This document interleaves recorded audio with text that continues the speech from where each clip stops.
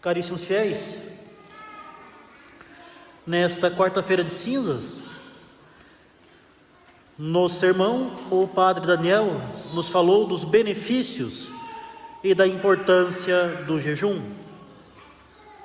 do grande benefício espiritual que nós temos ao nos privar da comida e da bebida. Ou seja, não apenas o jejum espiritual ao qual nós somos chamados durante a quaresma, mas o jejum concreto, sensível, da privação do alimento nos dias de penitência. Hoje, então, abordarei uma obra quaresmal que é, segundo os padres da Igreja, ainda maior que o jejum, e que é ou esquecida ou desprezada em nossa sociedade materialista e individualista, corrompida por falsas doutrinas de esquerda e de direita. Doutrinas estas que negam e corrompem a caridade cristã. Falo, meus caros, da esmola, que é muitas vezes esquecida de nós, sob as mais diversas desculpas, seja pela adoção de uma imbecil meritocracia protestante, tão divulgada pelos liberais, seja pelo próprio juízo temerário, seja por uma patente falta de generosidade. E assim, aqueles que se dizem católicos, mas sequer pensam em dar esmola, ou estão sempre prontos a negá-la, muitos se assemelham aos fariseus, que, como bem nota São João Crisóstomo, pagavam e promoviam o dízimo, até nos mais ínfimos e desprezíveis detalhes, mas nunca davam esmolas, sendo justamente por isso condenados por Nosso Senhor. Se as leis eclesiásticas sobre o jejum foram brutalmente relaxadas ao longo da história, chegando a ter somente 2 dias de jejum obrigatoriamente prescritos, muito embora toda a quaresma continua devendo ser dedicada à penitência por cada um de nós, e a penitência inclui o jejum, a Igreja nunca fixou normas específicas para a esmola. Afinal de contas, cabe do juízo prudencial de cada um saber quando e quanto dar. No entanto, a Igreja jamais relaxou o chamado à esmola. E afinal de contas, meus caros, a esmola nada mais é do que o exercício mais direto e mais concreto da misericórdia.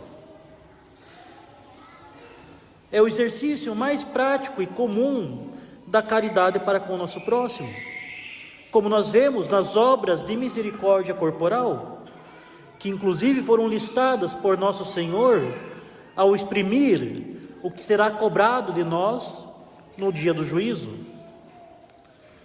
E são elas: dar de comer a quem tem fome, dar de beber a quem tem sede, dar pousada aos peregrinos, vestir os nus, visitar os enfermos, visitar os presos e enterrar os mortos. E claro, devemos também socorrer o nosso próximo, não somente em suas necessidades materiais, mas também nas suas necessidades espirituais. E por isso nós temos as obras de misericórdia espiritual, que é ensinar os ignorantes, dar bom conselho, corrigir os que erram, perdoar as injúrias, consolar os tristes, sofrer com paciência as fraquezas do nosso próximo e rezar a Deus pelos vivos e pelos defuntos.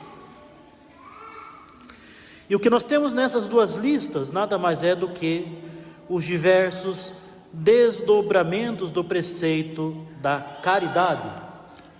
Ou seja, não se trata de uma obra de justiça, não se trata de dar de comer a quem merece, ou então dar de comer a quem busca o seu alimento pelo trabalho.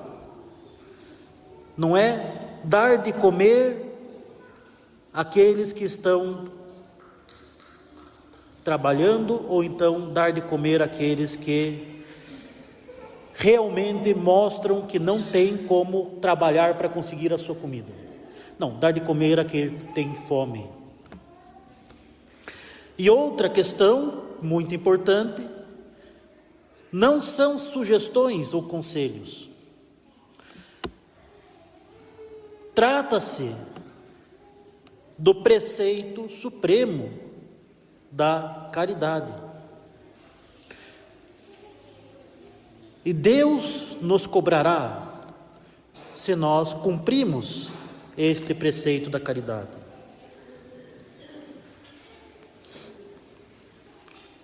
Não são sugestões ou conselhos, trata-se de amar a Deus pelo exercício do amor ao próximo. As obras de misericórdia são o cumprimento do preceito da lei divina. Mas, mais do que isso, antes de ser um preceito divino, é um preceito da lei natural. Ou seja, mesmo o homem ignorante das verdades de fé é capaz de, pela própria razão, compreender a obrigação de realizar obras de misericórdia para com o seu próximo. Afinal, sendo um animal social que necessita de seus semelhantes para suprir todas as necessidades da sua vida, o homem sensato vê o quanto o bem do outro é um bem para ele próprio, não somente por um interesse, porque poderia ser ajudado, mas pelo próprio bem comum que é decorrente do bem do próximo. E assim, meus caros, o ensinamento de Nosso Senhor não deixa nenhuma dúvida sobre a questão. A esmola não é um conselho, como o conselho da pobreza monástica, é um mandamento decorrente do preceito supremo da caridade, e não da justiça. A esmola não é para quem merece, mas para quem precisa. E nós somos todos obrigados a obedecê-lo, sem nenhuma exceção. E se nós lermos os sermões dos padres da igreja para a quaresma, nós ficaremos espantados com a firmeza com que tratam o dever da esmola. São Leão Magno diz que ninguém se gabe de quaisquer méritos de uma boa vida se lhe faltam obras de caridade. Não confie na pureza de seu corpo se não for purificado pela purificação da esmola, pois a esmola apaga o pecado, mata a morte e extingue o castigo do fogo perpétuo. São Gregório de Nissa diz que existe uma espécie de jejum que não é corporal, uma disciplina espiritual da alma, uma abstinência do mal, e foi como meio para isso que foi prescrita a nossa abstinência de alimentos. Portanto, eu lhes digo, jejuem de fazer o mal, disciplinem-se da cobiça, abstenham-se de profetas injustos, matem de fome a ganância de Mamon, não guardem em suas casas nenhum tesouro roubado ou fruto de fraude, libertem-se de todos os laços de injustiça e atem os nós de vossos juramentos, partam o pão com os famintos, abrigai os pobres e os mendigos em sua casa. Quando vires o nu, cobri-o, não desprezeis a tua própria carne. Finalmente, São João Crisóstomo, depois de falar ao seu rebanho e assegurar-lhes o quanto é importante o jejum, lembra-lhes, no entanto, que nosso Senhor não disse: aprendam de mim o quanto jejuei, mas aprendam de mim que sou manso e humilde de coração. Diz o Santo Patriarca: evidentemente eu reverencio o jejum. No entanto, não devemos esquecer que é ele o mais baixo na categoria das boas obras. Fazer esmola, diz ele, é uma obra maior que milagres para alimentar os famintos em nome de nosso Senhor Jesus Cristo. É uma obra maior do que ressuscitar os mortos em nome de nosso Senhor Jesus Cristo. Quando alguém faz milagres, é um devedor de Deus. Mas quando se dá esmola, Deus é o seu devedor. Deus é nosso devedor pela esmola. Meus caros, são palavras fortes e ele não é o único a utilizá-las. Santo Agostinho também afirma que Deus se faz nosso devedor quando damos esmolas por amor dele, e não porque ele tenha recebido algo de nós que deva devolver. Não, afinal de contas, não recebendo nada de nós, ele nos promete tudo. Nos promete o céu, afinal de contas, ele nos amou primeiro. O que ele nos dá é a sua própria vida e a sua própria felicidade. E ele nos dá pela nossa união com ele, pela graça.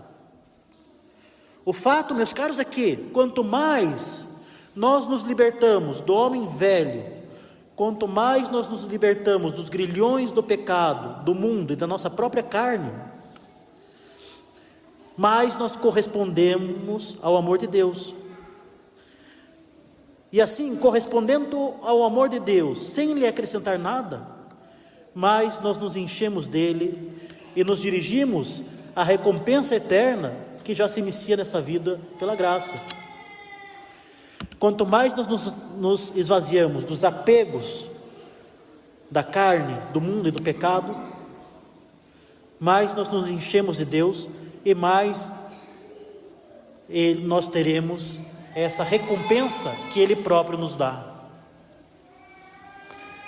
E essa correspondência à caridade de Deus, meus caros, se dá pelo exercício da caridade, que deve guiar a nossa vida e deve, sobretudo, guiar nesta quaresma a nossa penitência.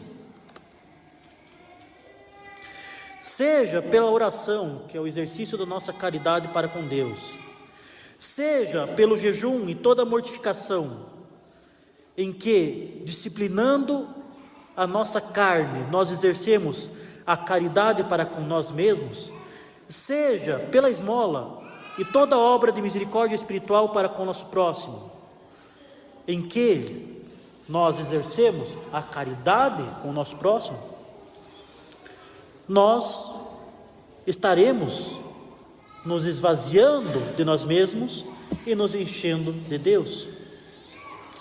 Ir ao socorro do próximo em seus sofrimentos, em suas misérias, é amar a Deus no nosso próximo. E assim é unir-se a Deus e desapegar-se do mundo, fazendo bem ao próximo. Ou seja, assim como a oração e o jejum, a esmola é parte integrante de nosso abandono do pecado e da nossa conversão a Deus. Por isso mesmo, vemos que quando se arrependeu e se converteu, Zaqueu, após receber Nosso Senhor em sua casa, deu metade dos seus bens aos pobres, que não é pouca coisa. E assim diz São Leão Magno, que a mão do pobre é o banco de Deus. Deposita no céu o seu tesouro quem alimenta o Cristo no pobre. As esmolas apagam qualquer culpa contraída nesta morada terrena, já que a caridade encobre uma multidão de pecados. Sem dúvida, meus caros, beneficiamos a nossa própria alma cada vez que socorremos por misericórdia a indigência alheia. Compadecem-se dos pobres os que pretendem ser poupados por Cristo. Não duvidemos ser dado a Deus, diz São Leão Magno, aquilo que se gasta com o indigente. Nada é mais proveitoso do que unir aos jejuns razoáveis e santos, bem como as nossas preces, as obras de caridade para com o próximo. E assim, meus caros, a esmola é ao mesmo tempo jejum e oração. A esmola é uma forma de jejum, pois requer de nós que renunciemos a algo, que façamos um verdadeiro e sensível sacrifício. E porque é um sacrifício, é também uma forma de oração. Diz o pai de Tobias a ele, que para todos os que praticam a caridade, é uma oferenda valiosa diante do Altíssimo. E o anjo que apareceu a Cornélio centurião, disse a ele que tuas preces e tuas esmolas subiram para serem lembradas diante de Deus.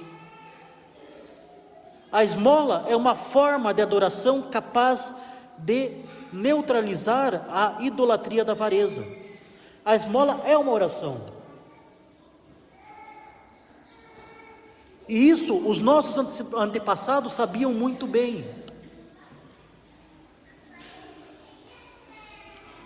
Antigamente, se oferecia esmola por amor de Deus. Se colocava uma oferta no tronco de Santo Antônio nas igrejas, no cofrinho que ia para as obras de Santo Antônio, ou para o tronco, para o cofrinho que ia para as obras das benditas almas do purgatório.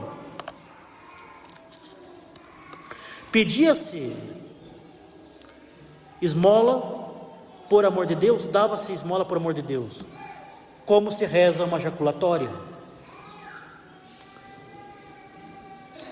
É justamente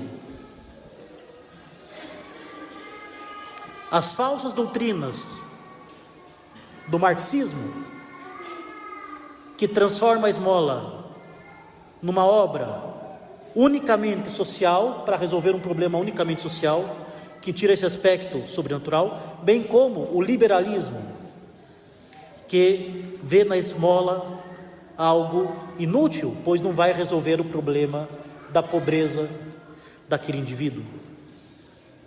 A esmola não é para isso, a esmola é para a glória de Deus e para o bem das almas. E assim, meus caros, é patente que todo o valor da esmola, como de toda boa obra, está na caridade com que ela é feita, para a glória de Deus e para o bem das almas. Nós buscamos aliviar o sofrimento corporal ou espiritual do próximo, para que ele se aproxime de Deus, amando-o, para nós nos aproximarmos de Deus e para que Deus seja glorificado. Não para resolver algum problema social, muito menos para apagar alguma dívida social, nem para reconhecer o mérito de alguém, nem para fazer algum manifesto político, muito menos, não é para se sentir bem ou aparecer, nada disso. Sejamos verdadeira e integralmente católicos, meus caros, e vejamos na esmola dada todo o poder que tem a caridade. Claro, devemos ser sempre guiados pela prudência e pela ordem da caridade, sem ir contra os deveres de Estado. Por exemplo, deixando de dar o alimento à própria família para dar aos necessitados.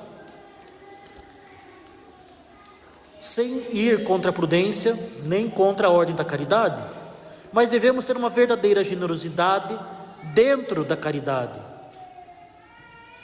Então devemos ter verdadeiramente uma generosidade da esmola. O pai de Tobias aconselha o seu filho da seguinte maneira: